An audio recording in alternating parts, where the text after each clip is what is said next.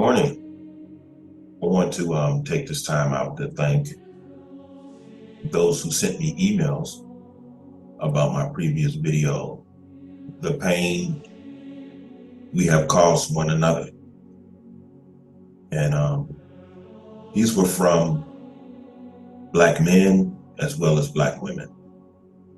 And surprisingly, I have to say surprisingly, they were very pleasant and insightful emails.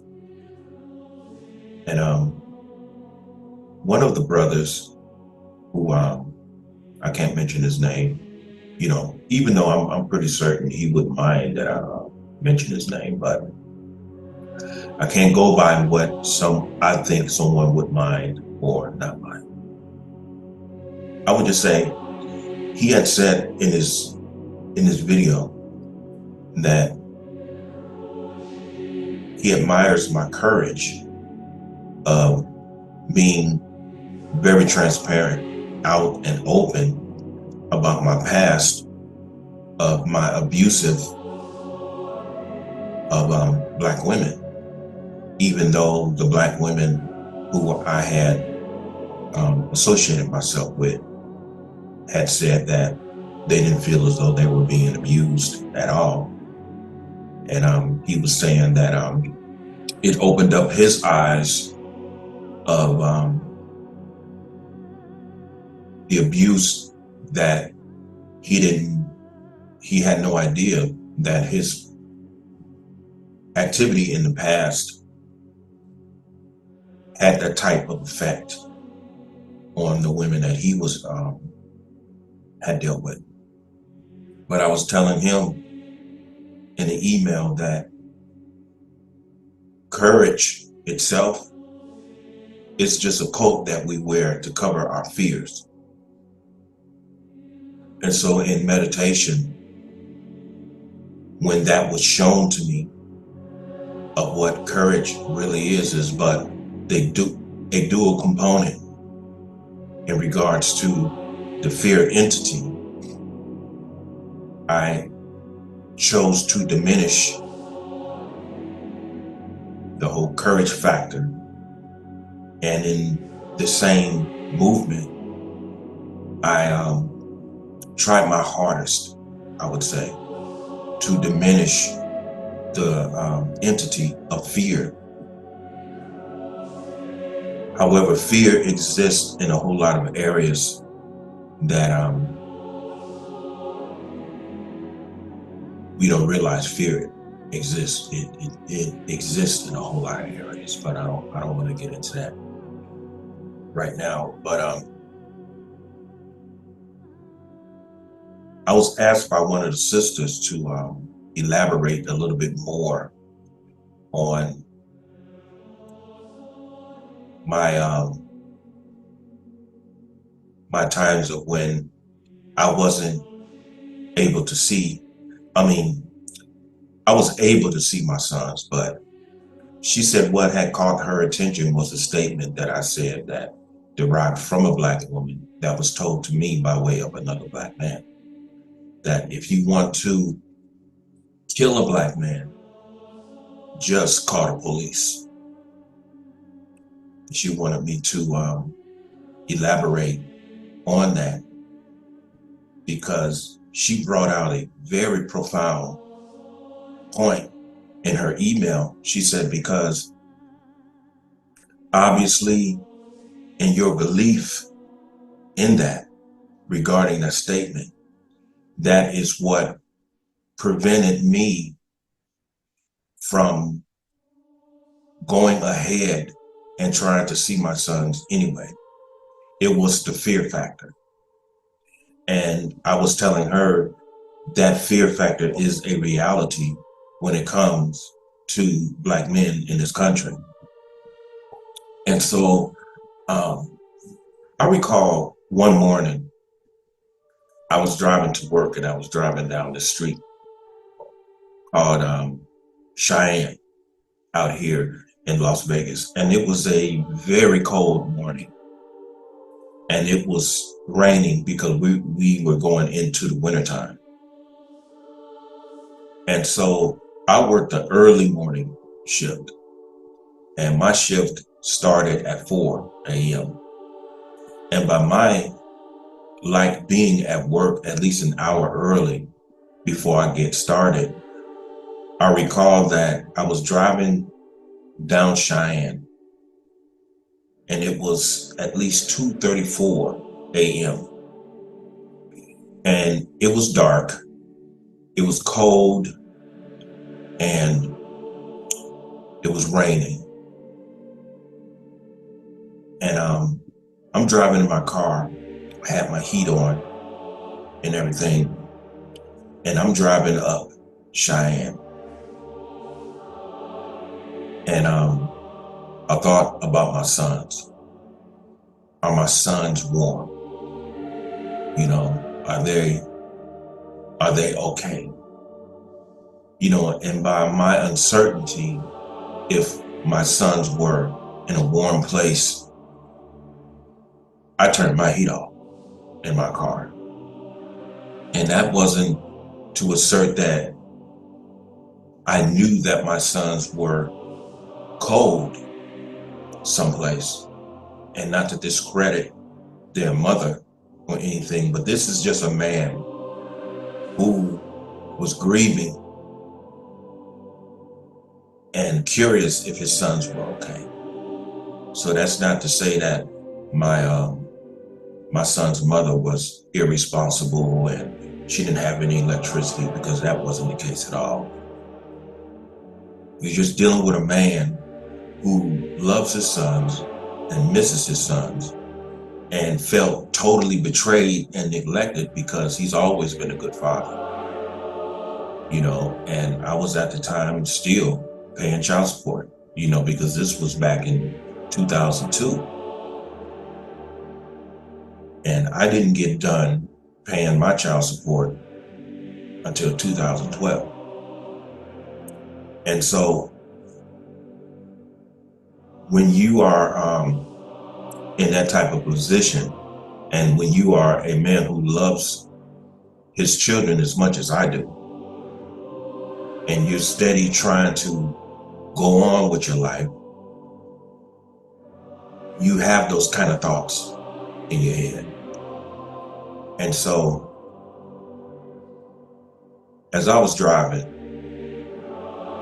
by me not being certain that my sons were warm,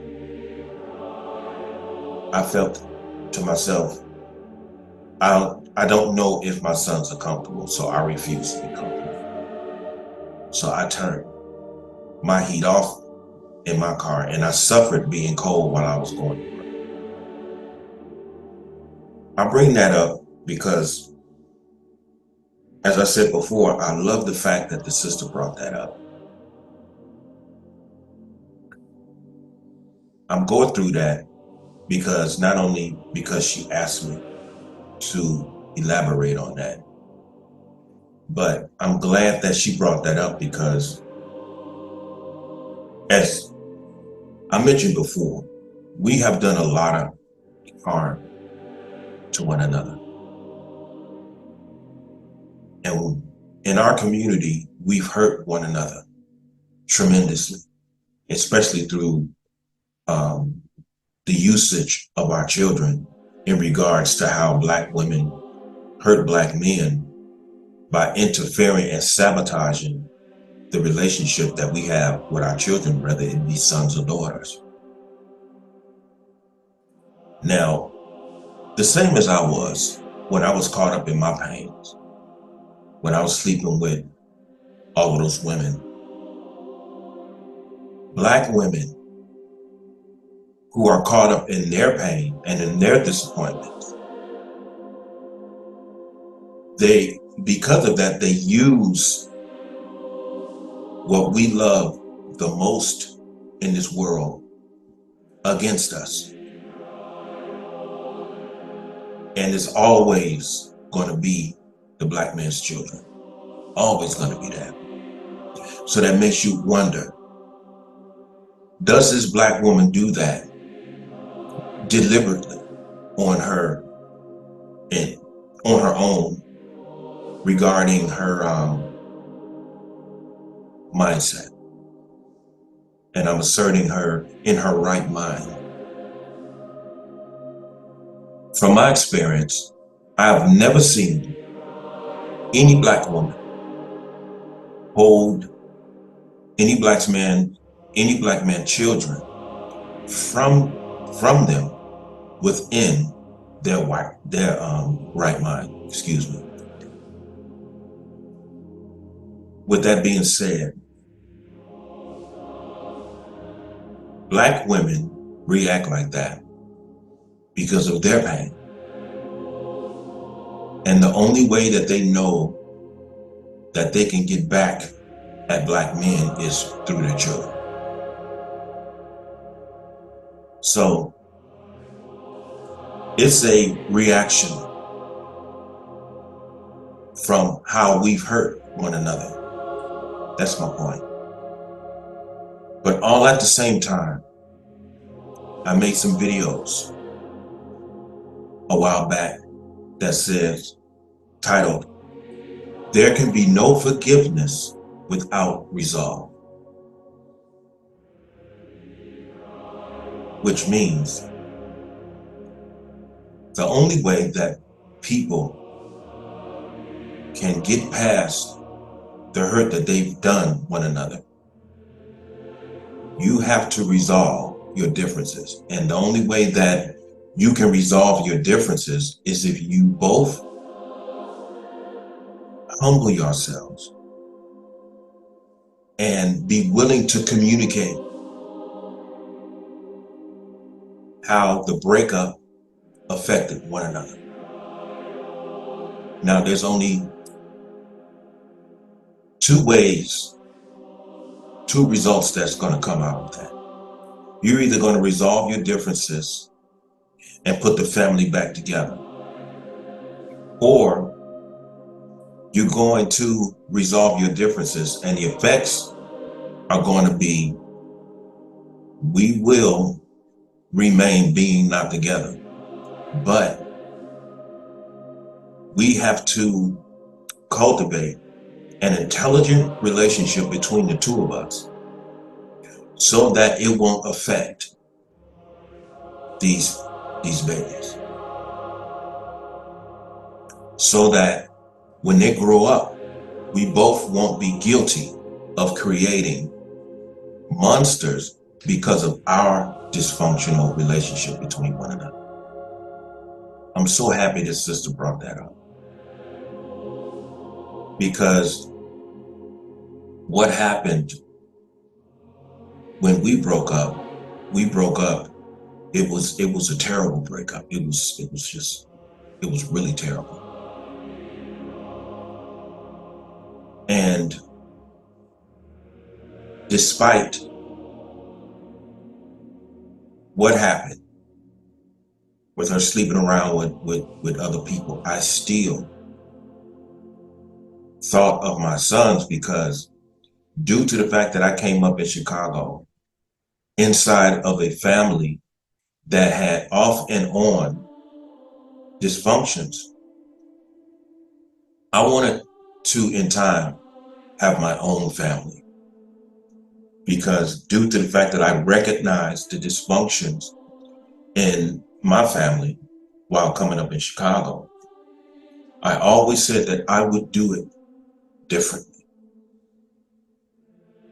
And as you go on in life, and when your thinking process is like that, that does not imply that you are slandering other people.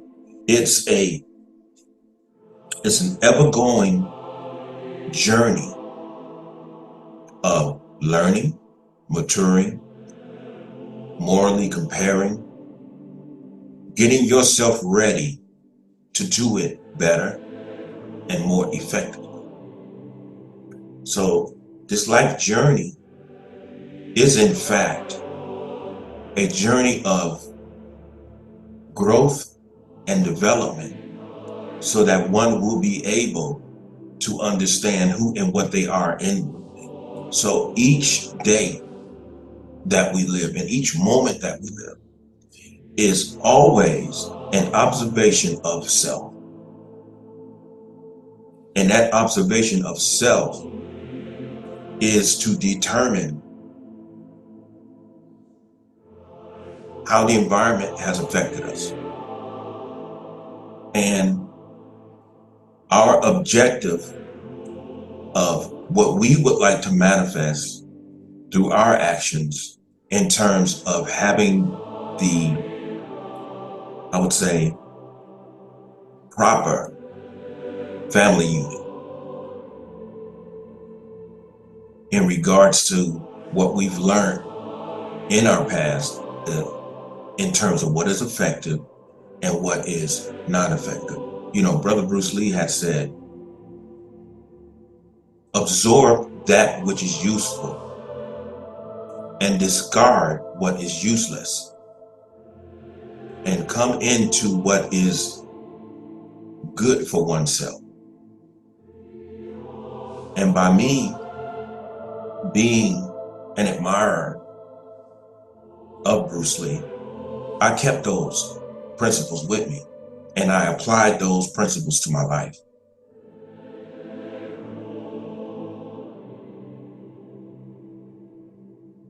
I still say that there is so much disappointment and pain in between our communities that for a long time, even until this day, we have allowed our pain and our suffering and our misuse of one another, our slander of one another, our anger towards one another, to prevent us from sitting at the table for as long as it takes to come to a resolve for our entire community. I believe that our resolve is very easy to be met because we already know as a community what our problems are. It's just that our pain presently, which is rooted in the past, is prevented this from happening. It's prevented it from transpiring. And until we get past our pains and our disappointments and be able to sit at the table, whether it's on a panel or inside our homes, in counseling, or wherever it is possible, then I think that's the only thing that's going to heal our community. The leaders are not interested in healing Black people within. Those are politicians. I mean, you have a whole lot of so-called Black leaders right now who have been assassinated and they don't even realize it. And the reason why I say that is because, as you already know, back in the 60s, the way that they assassinated our Black leaders, Marcus Garvey, Medgar Evers, Brother Malcolm, Brother Dr. King, they assassinated those men with bullets. This day and time, they don't use bullets. The way that they assassinate Black leaders today is they give them wealth.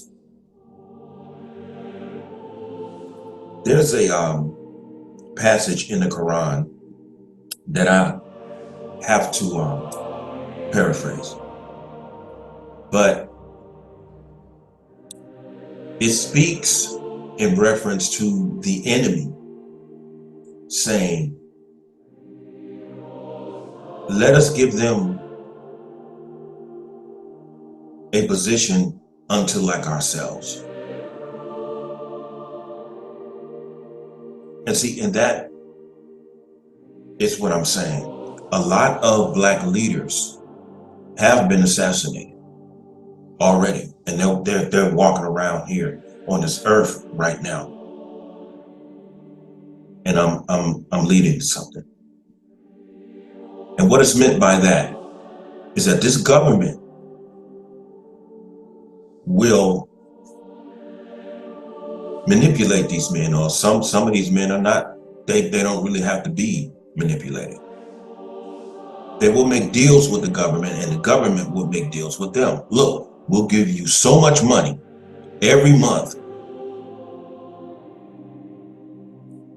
as long as you keep the Black community under control. So whenever real tragic events happen, we are going to need you to be present so that you can keep the niggas under control, so that no violence will be happening. We won't have any violent outbreaks that will eventually lead to revolutions.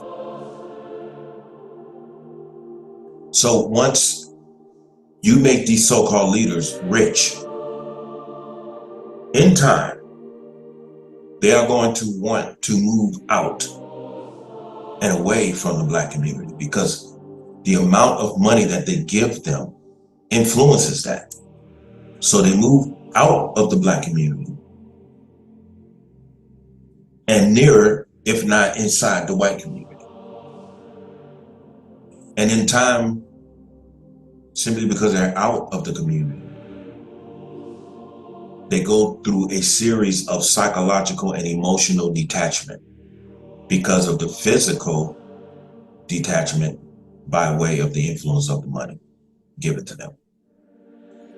And in time, they lose their interest, their compassion, and their drive to want to do something for the Black community.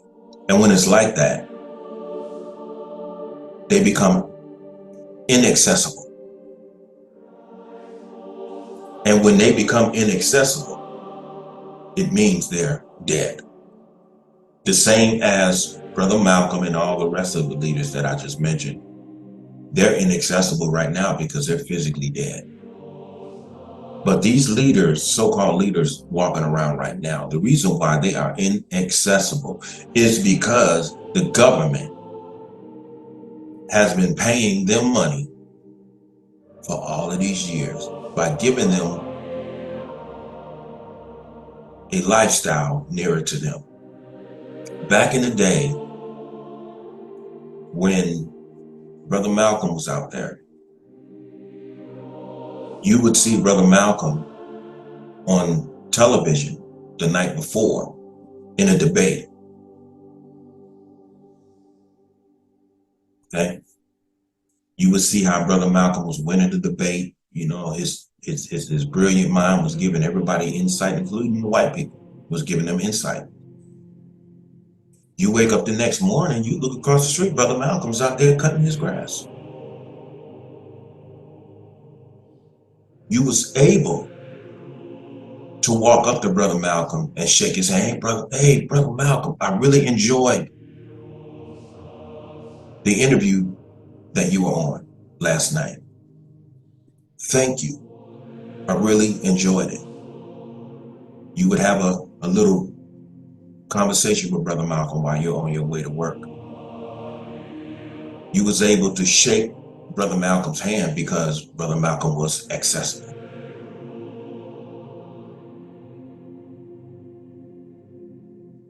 So I know to most that may be a odd comparison, but it's actually not. My whole implication of bringing all of that up is because we have to make ourselves accessible to one another, both Black men and Black women. We have to be able to talk to one another without speaking through our pains, disappointments. See, because those pains and disappointments are present simply because we in fact love each other. The only thing is we're disappointed in one another. We're disappointed in one another. black man is disappointed in this black woman. The black woman is disappointed in that black man. And our anger, our rage, our disappointment prevents us from communicating properly that we may reach and resolve and heal everything in our community. We do not need anything political to resolve our differences in the community. We have to come together, sit at the table, like I said before, regardless of where it's at. And this whole thing of agreeing to disagree, no. See, because when we agree to disagree, that prevents resolve. We go our separate ways. Well, I disagree with you, so I'm just going to agree to disagree, and we both go our separate ways, and that doesn't help anyone. That only transpires because we can't get past our anger. We can't get past our emotions, and so we say, forget it. Let's just agree to disagree. What we have to do is agree to agree. We have to say to one another, no matter how long it takes, no matter how long we have to communicate with each other, we are going to come to an agreement that there may be some resolve so that healing can take place. So we have to agree to agree, no matter how long it takes. No matter how long it takes, we have to agree to agree. Now, we have a whole lot of evil forces that has our black women way out of control, as well as our black men. So we are at a very critical time. It's critical. And we're at a time to where the black community is either going to survive or we're going to destroy ourselves. We're at a point right now to where we can't blame the government. Yeah, the government is going to do what it does. I mean, the government was designed against us. The government only cares about itself. As the preamble says, we the people of the United States, in order to,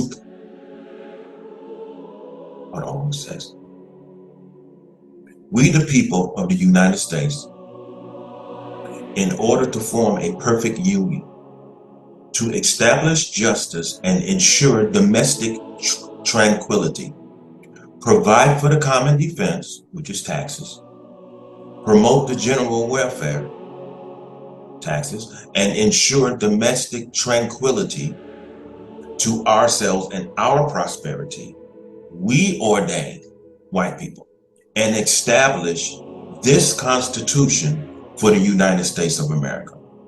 If you read the preamble, you will understand that the preamble does not include the well-being of black people.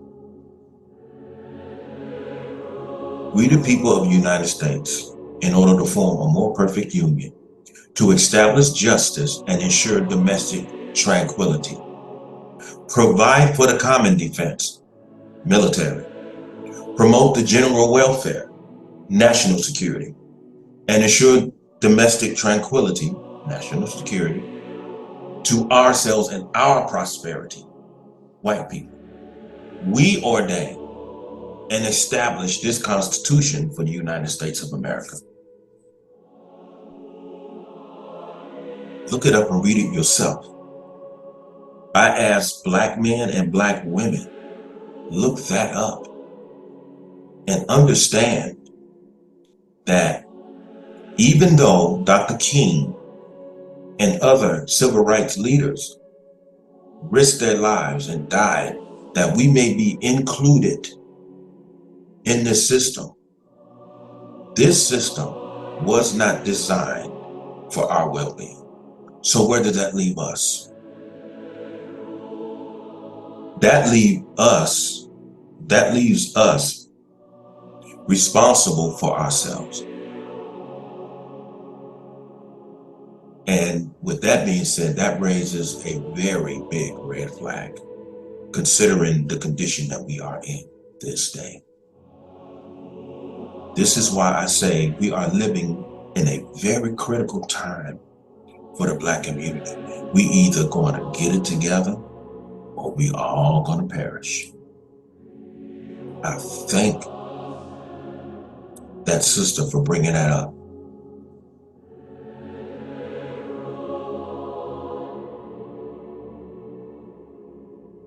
It's either going to be us or not.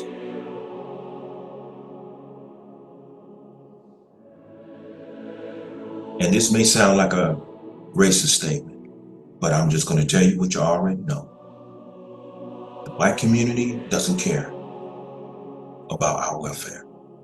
The Africans that y'all spend a whole lot of time trying to connect with, they don't care nothing about us.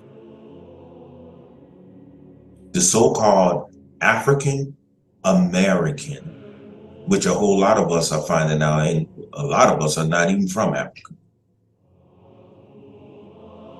Okay? And even if we were, Africans don't care nothing about us. Oh, I want to go to the motherland. Them folks don't care about you. An African told me one night at UNLV when me and 3 Africans were sitting on a panel with some other historians. I believe this was in 2003 at UNLV right out here in Las Vegas. They told me 3 generations after slavery, Black people in this country can no longer claim Africa because you do not know the culture. In the religion of Islam, Prophet Muhammad, peace be upon him, had said something very similar. He said, 3 generations after me, Islam will no longer be of me. Of implies of my spirit. So the Africans who have a Islamic background, whether they realize it or not, they say the same thing. So the Africans look at us as Westerners. The woman, I forget what her name is, but she played Serafina. She called us foreigners. Let me tell you something about our community that you guys are just going to have to just accept it, okay? We are a unique people over here in America. We are a unique people. Whether you know your African roots or not, when you're rejected by the motherland, you have to come into understanding of who you are due to the fact that this is where you were born. And regardless if you agree or not, where you were born, that's your motherland. It just so happens that a whole lot of us were born right over here in Babylon. And this is one of the reasons why we go through what we go through over here. The house is burning. Just like those pictures of Babylon that you may see on YouTube, or if you Google, Babylon is burning, it's on fire. I mean, this is what King was said. I mean, this is what King said. I fear that I'm integrating my people into a burning house. And what I didn't understand is that here is a man who had a PhD in theology and who was a Christian preacher. However, he still felt the need to integrate his people into a system that he knew was Babylonian. That has always puzzled me. But in the end, he made that statement.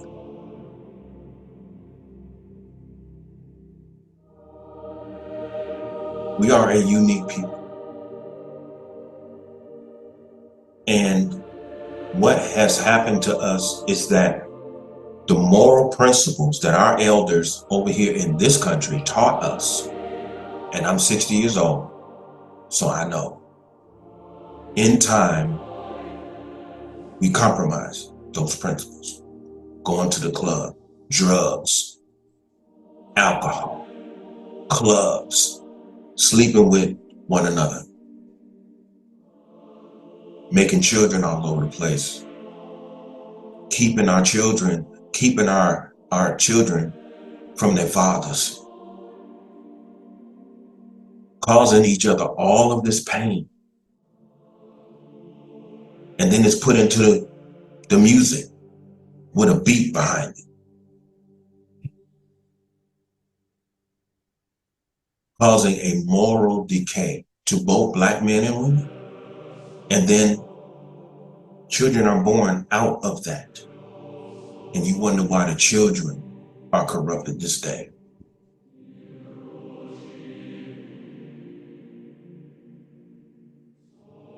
I'm asking,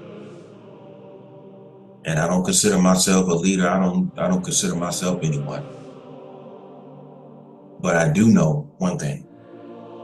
I do know that it's going to take facing ourselves, admitting our flaws on both sides. Because when you decide to do wrong, that's a decision.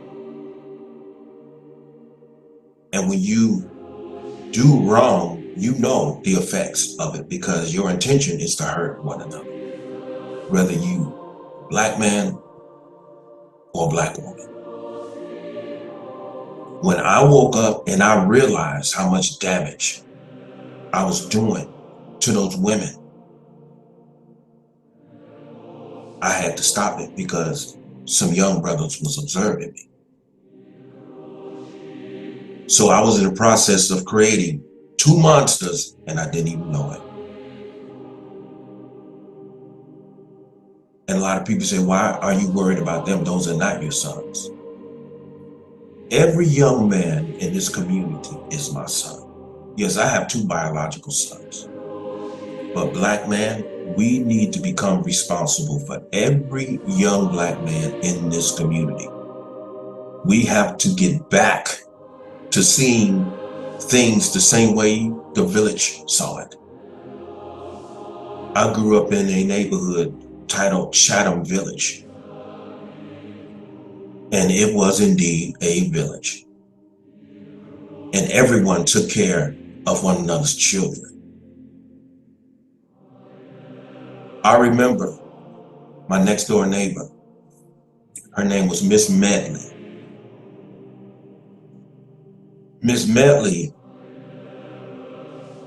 had, because I was throwing rocks across the street to try to hit the curb. And she said, David, stop throwing them rocks. I told Miss Medley, shut up, you don't tell me what to do. Miss Medley went in the house and she called my great-grandmother. And she repeated to my great-grandmother what I said. Immediately, Graham, who's my great-grandmother, she said, get in here.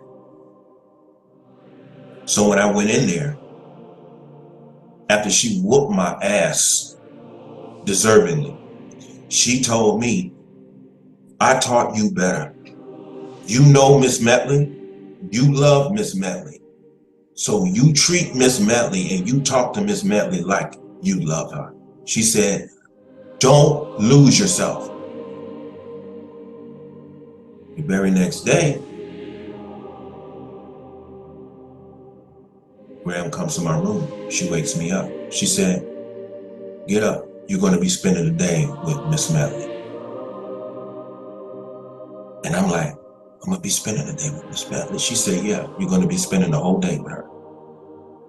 And so when I went to Miss Medley, I was really embarrassed. Good.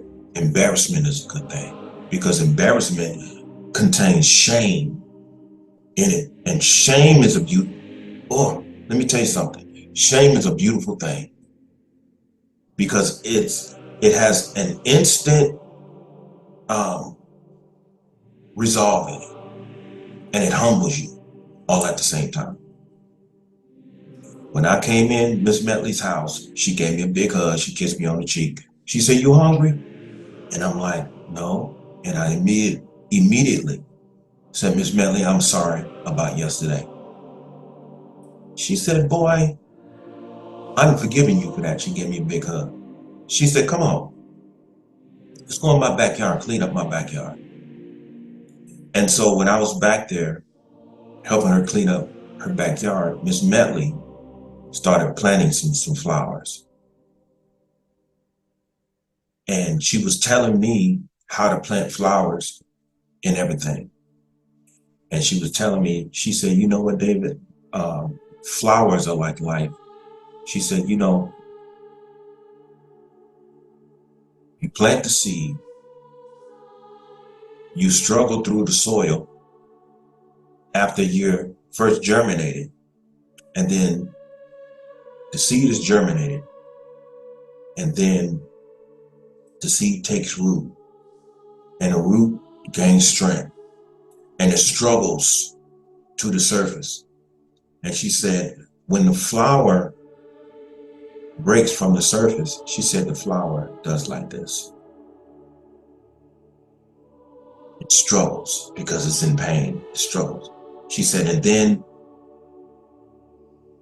the branches come out, the little leaves come out. And then the flower slowly blooms. She said, life is like that. She said, it's the same as when you was in your mother's womb, and you had enough intelligence to know when it was your time to leave the womb. And so you started moving around, trying to get out the womb, which is what they call labor pains.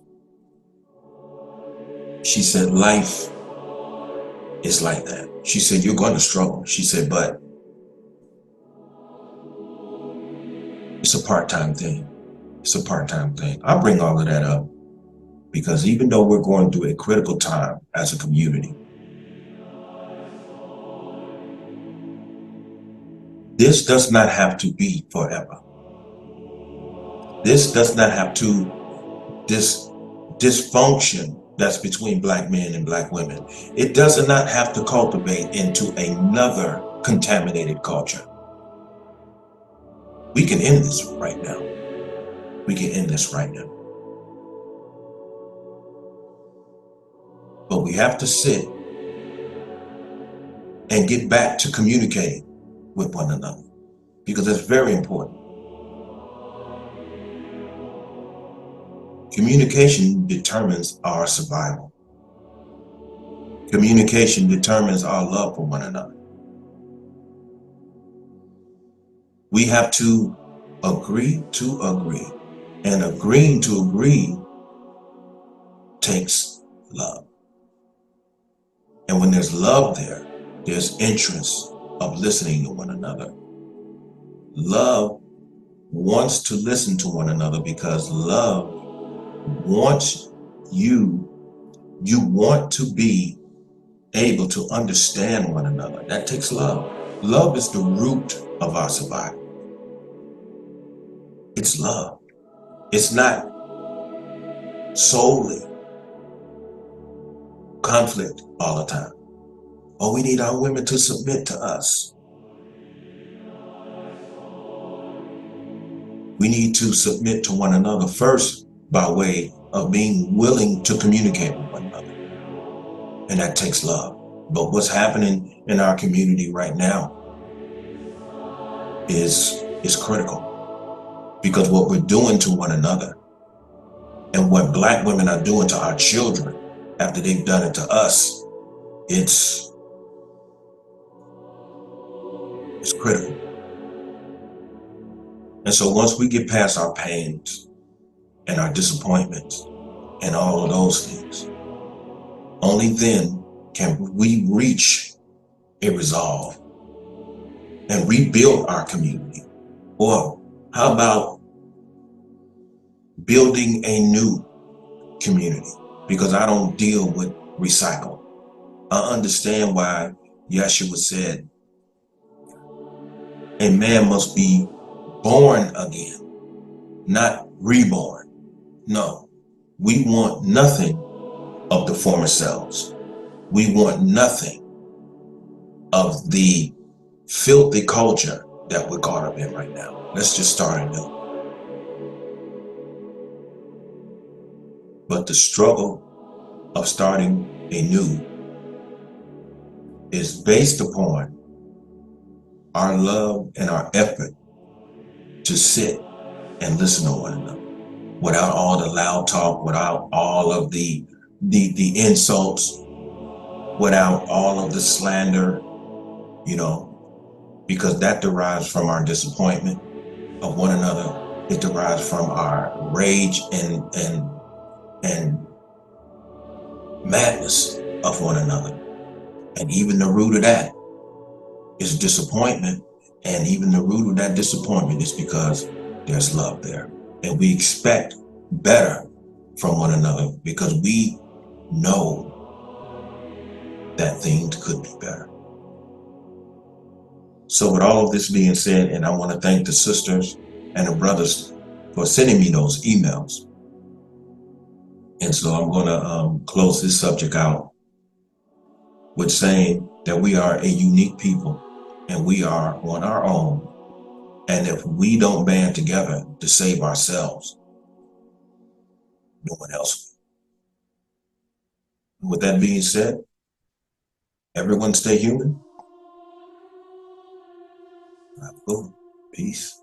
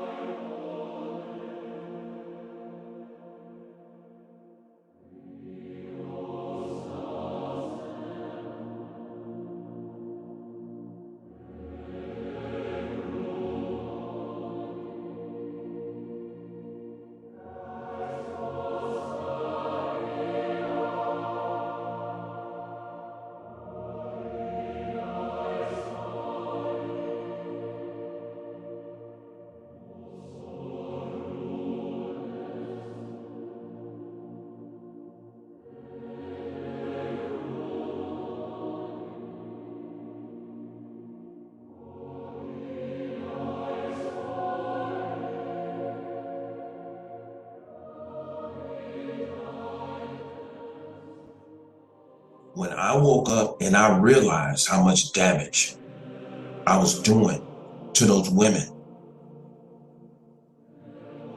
I had to stop it because some young brothers was observing me.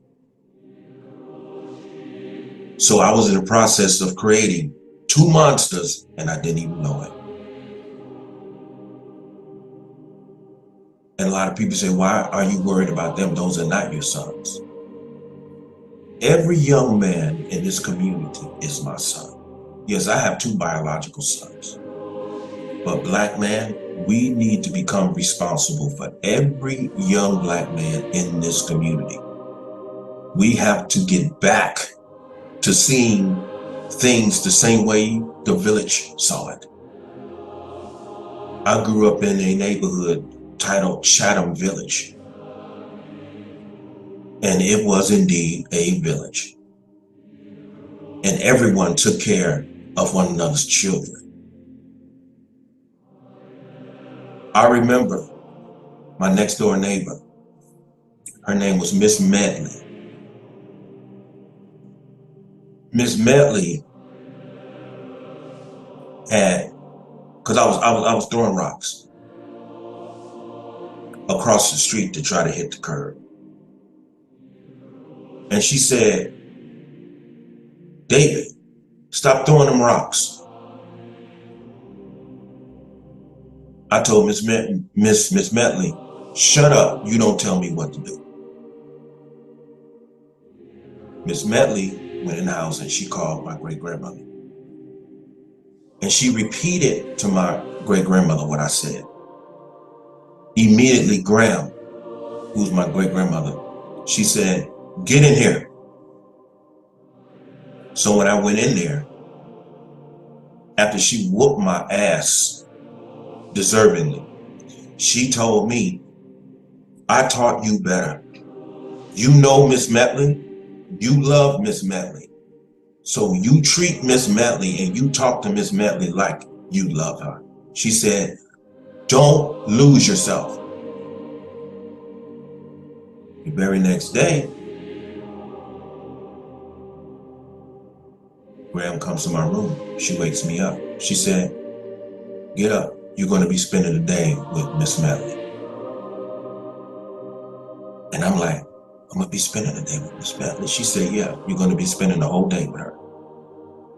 And so when I went to Miss Medley, I was really embarrassed. Good.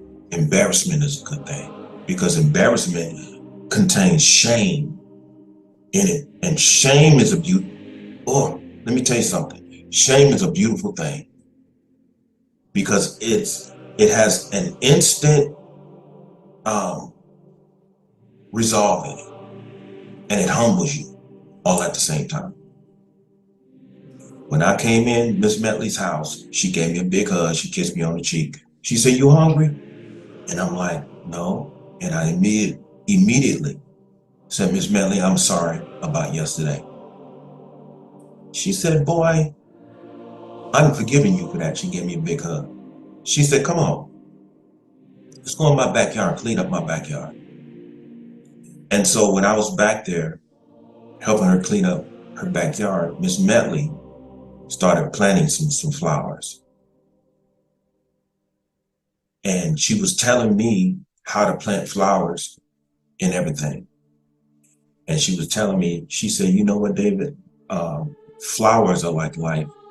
She said, you know, you plant the seed, you struggle through the soil after you're first germinated, and then the seed is germinated, and then the seed takes root, and the root gains strength, and it struggles to the surface. And she said, when the flower breaks from the surface, she said the flower does like this. It struggles because it's in pain, it struggles. She said, and then the branches come out, you know, the little leaves come out, and then the flower slowly blooms. She said, you know, life is like that. She said, it's the same as when you was in your mother's womb and you had enough intelligence to know when it was your time to leave the womb.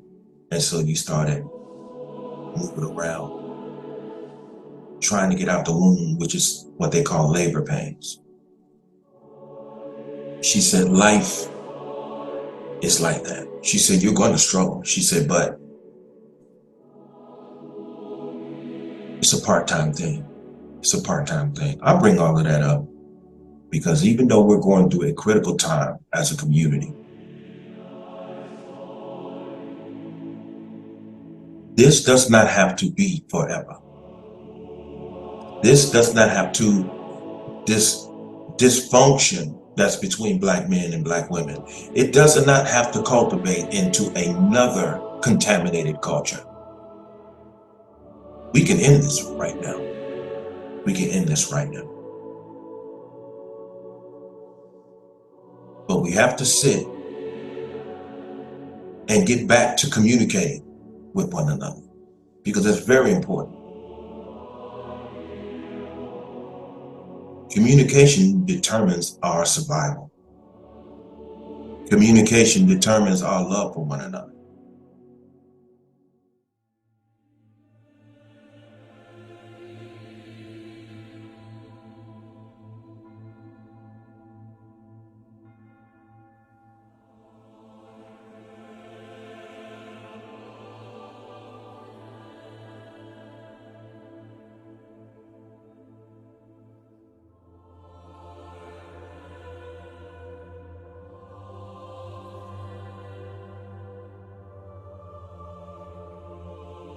Good afternoon, everyone.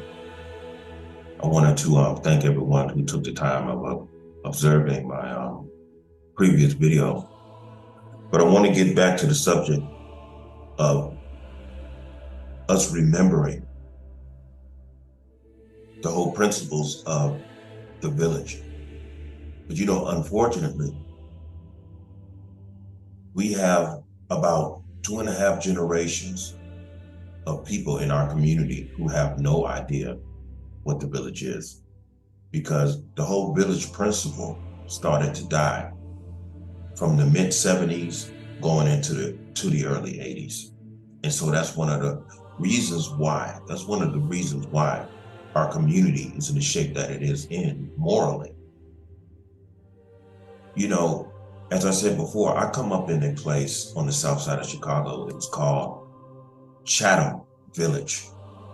And I previously shared an experience and a lesson that I had with my next door neighbor, Miss Medley, and how she taught me about the flower, and she compared it to life and growth in a sense. And my neighborhood was filled with a whole bunch of people who were very productive. And so I was under a lot of elders who taught each and every one of us young people in the community very valuable lessons of the life journey. I recall the movie Roots by Alex Haley. In the beginning of Roots, you see that the village of the Kente tribe had different people in it that gave the youth messages and wisdom and stuff like that.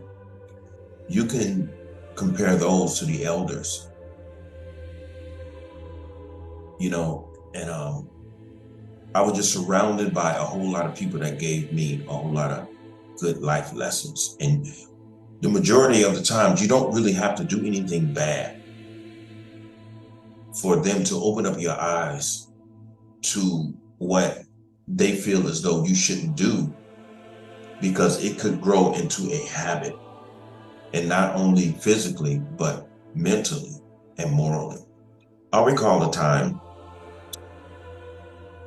that I was coming home from a park that was just a couple of blocks up from where I lived. There's a park out there called Nat King Cole Park. It was dedicated to the late singer Nat King Cole. I was coming from up there, and coming up in Chicago, even though they had sidewalks, we used to have a bad habit of walking in the streets. And so my thing was, well, I don't want to walk too far in the middle of the street because I could get hit. And so I developed a habit of walking on the curb. Instead of getting on the sidewalk, I had a bad habit of walking in the curb. There was an elder.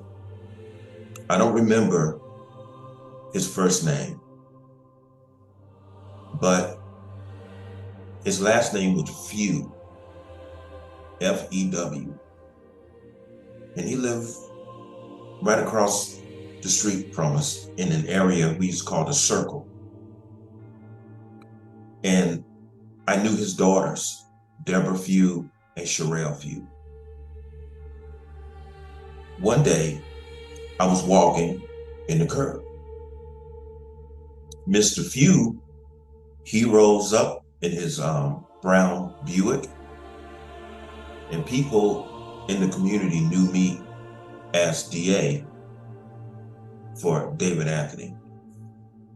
Mr. Few rolled up on me as I was walking home, and he said, DA? I said, how you doing, Mr. Few? He said, I'm fine. He said, but look, he said, I noticed you walk in the curb a whole lot.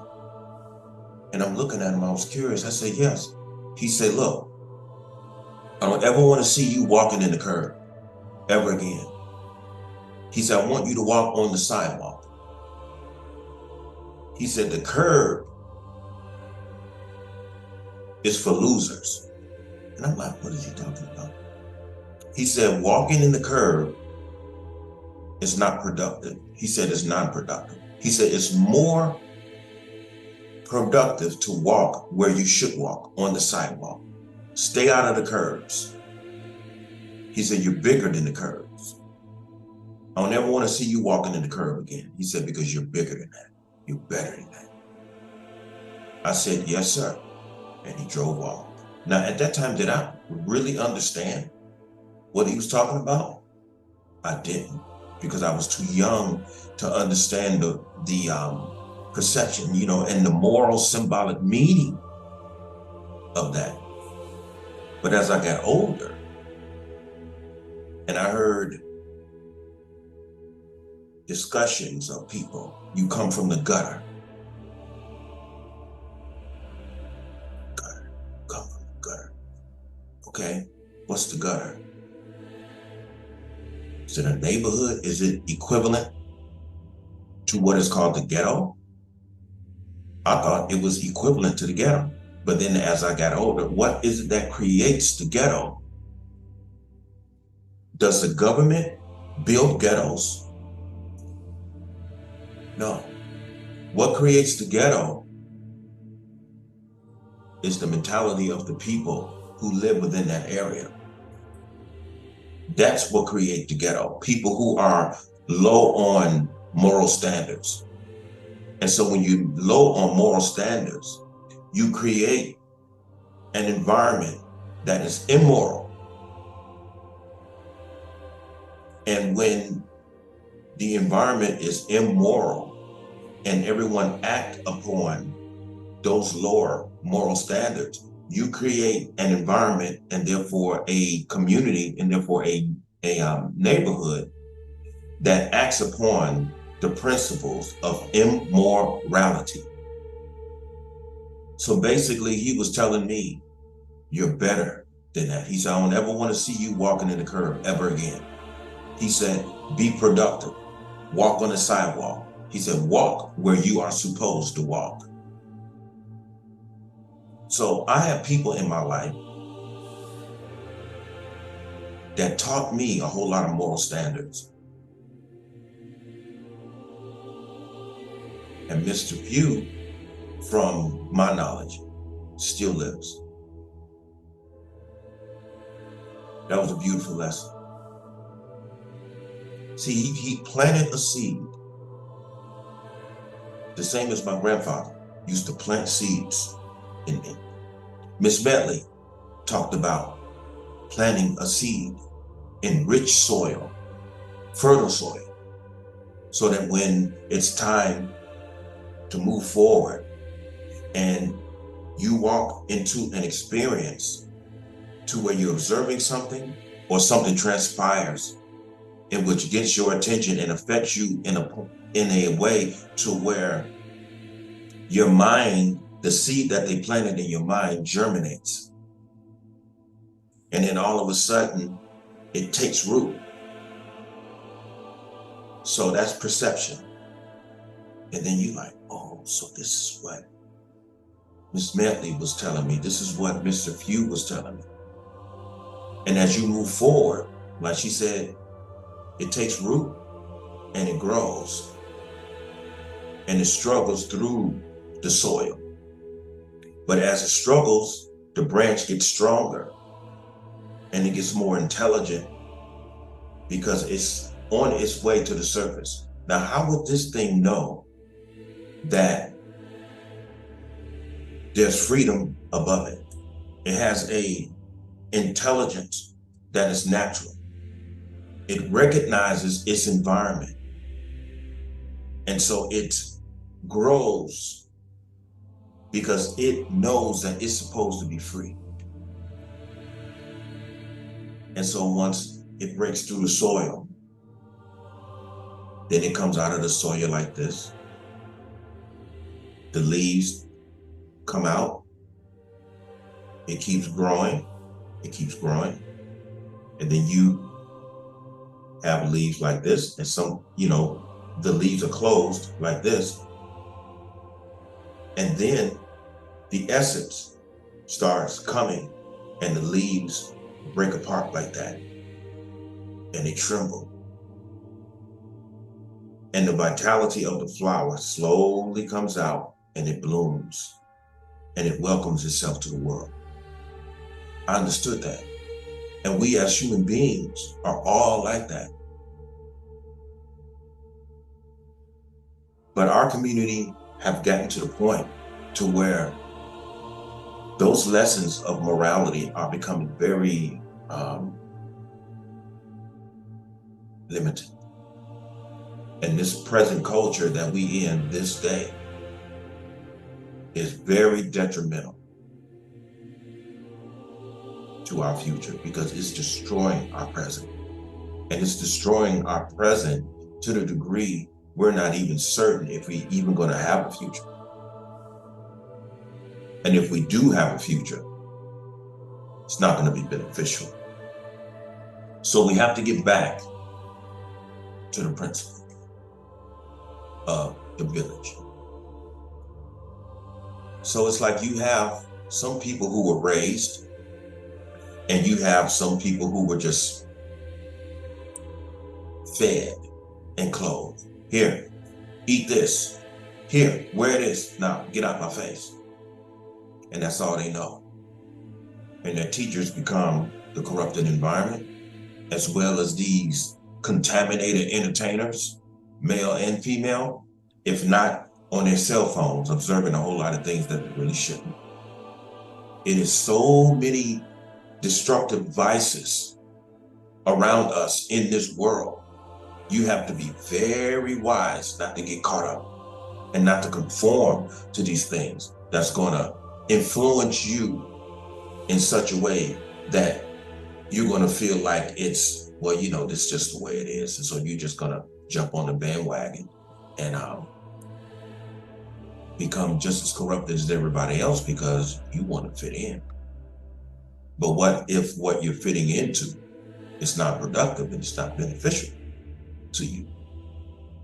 That's going to create a problem. And this is what's happening to us right now. So we have to get back to the village. I don't intend for this video to be long because I'm suffering from exhaustion right now. But we have to get back to the village. We have to get back to where it's okay to communicate with one another without arguing. We can discuss our differences and come to that one truth to where we both can understand one another effectively. But the arguing needs to come to an end. And if you can't communicate with one another and you find that this other person is not going to cooperate with coming to a resolve, then you have to go your separate ways. Because if you continue to be together, even for the sake of the kids, that's not a good enough excuse. Take it from me. Take it from a brother who knows that when it all boils down to it, simply because you have children with somebody, that doesn't mean that you have to stay and deal with all of the verbal abuse, the humiliation, the lies, the slander, person sleeping around with everybody, including some of her damn family members. You don't have to put up with it. Now, if you choose to put up with it, then you can't blame anybody for your abuse. But if you love yourself, you should know when it's time to move on. Because you're in an environment and your children are watching you. Just like those young men was watching me on that bus. So in order for you to prevent yourself from being totally destroyed, you have to love yourself enough to make a big sacrifice and end it and walk away. But we have to get back to the village. We have to, we older people have to start talking about the village. For us who experience the village principle and know the substance of it and the beneficial areas of it, we have to get back into the community and teach those who are not aware of the village, but they've only heard of it. Us who have experienced it need to start discussing this with our youth and even our adults who never experienced it. We have to get back to the village principles, to where everyone is looking out for one another. Get away from, oh, well, this is not my daughter and that's not my son. We have to understand that the only way that this is going to be resolved and put in a place where it needs to be, we have to embrace every child. We have to look out for one another's children. Whenever you see a young lady or a young man get themselves into trouble, you can't say, well, he ain't my son. Whatever happened to him happens. But if you can perceive that what he or she is doing wrong, then you're responsible. But I know it's very difficult this day because we have allowed it to get so out of control that the majority of the times nowadays, going out there trying to teach these children the proper direction to go in, the majority of the time, you just might not even survive it. That's how out of control it's become. But I'm not gonna drag this because, like I say, I'm suffering from exhaustion and everything, and I'm gonna have to get a few hours more sleep before I have to get up and go to work.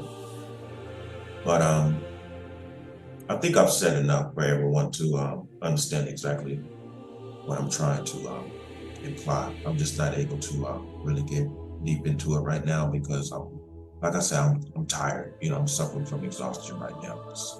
You know, there's a lot going on. There's a lot going on with a lot of people nowadays. So with this being said, I hope that everyone understand the basic of what I was trying to say and try to build on that. I might touch on this again because I don't think I dealt with this effectively, but I'm gonna put this out here anyway, like I do. And so everyone have a good evening and everyone stay human. Peace.